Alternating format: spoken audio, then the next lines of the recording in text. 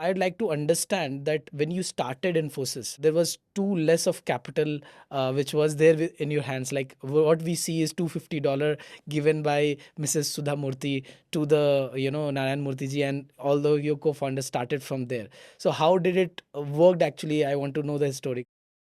आगे बढ़ने से पहले अकम्पनी अकी क्लिप्स चैनल को सब्सक्राइब कर लीजिए, क्योंकि ऐसे बड़े बड़े एपिसोड्स के बहुत छोटे छोटे बाइट साइज इनसाइट्स हम लेके आते हैं अकम्पनी की क्लिप्स चैनल पे। तो career guidance, mentorship, even jobs के लिए अकम्पनी क्लिप्स को सब्सक्राइब कीजिए। Software industry was unknown at that point, especially software services was not known in India. There is no asset because what you do, you write code. So there is no asset other than, the PCs that we would use to write the code. So how would a bank lend you without any collateral? The venture capital industry was completely absent in India. So we could not have got any capital. And This was late 80s, sir, right? Early 80s, Early 81, 80s, 1981. Okay. So we had to bootstrap with whatever savings our families had. And that's how we started Infosys.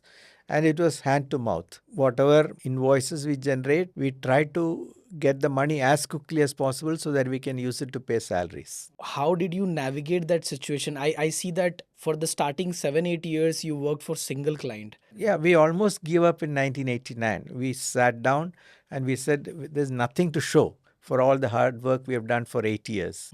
So should we got an offer for $1 million $1 million, yeah. to buy the company. What happened then? What did you decide So and how it changed? Mr. Murthy said, no, I'm not going to give up. I'll continue.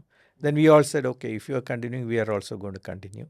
And then we set a target saying 1992, we'll do an IPO in India. Instead of 1992, we did the IPO in 1993. And 1999, we listed on NASDAQ. There is a very big target ahead of us, like IPO. And that's why it worked?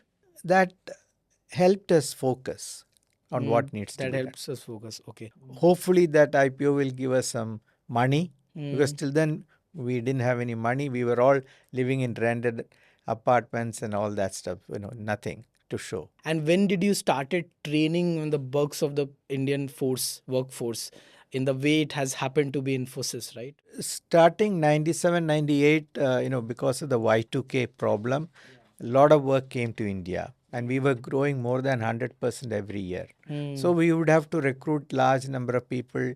And the model that IT industry had was recruit from campuses and train those people to become software engineers. So that's how the IT industry was created in India. So we would train people. They would typically undergo training for 3 months on what the industry requires. Because, what academia teaches is not what industry is doing, right? Typically, you would work in COBOL. In the academic institution, they would teach you C.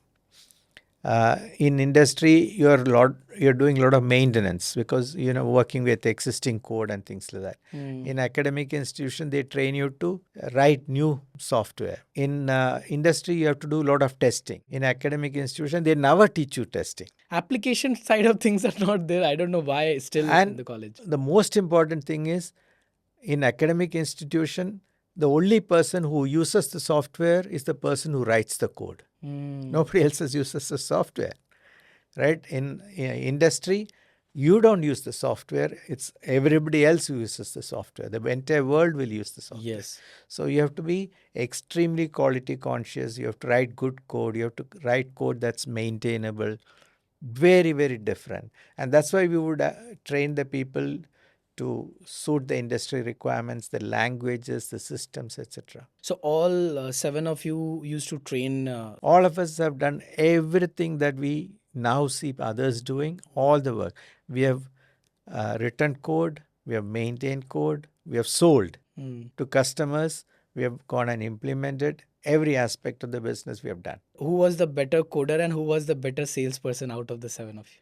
Over time, we would start specializing because you don't want to step on each other's toes. See, that's one reason we stayed together. Otherwise, typically what happens is founders split at some point of time.